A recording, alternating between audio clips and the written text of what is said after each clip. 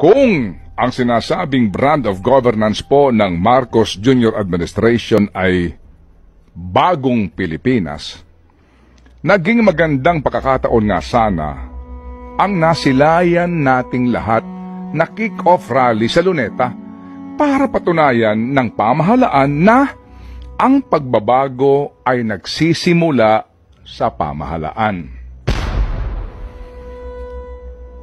Dahil kung totoong bagong Pilipinas, ay dapat wala ng hakot system.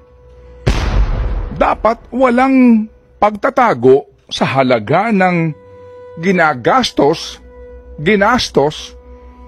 na pera ng bayan sa pagtitipon. Bagong Pilipinas. Simulan nyo. Magtipid kayo sa paggasta sa pera ng bayan. Ingatan ninyo ang pera ng bayan. Huwag pilitin ang mga Pilipino sa ayaw nila. Huwag niyong linlangin ang mga Pilipino. Huwag manuhol at magsamantala sa kahirapan at kamangmangan ng mga Pilipino.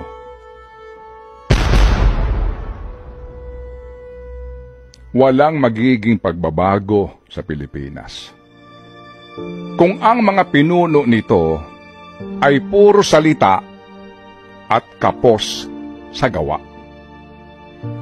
Walang bagong Pilipinas hanggang naghahari ang mga opisyal ng gobyerno na sobrang takaw sa pera at labis-labis ang kasakiman sa kapangyarihan.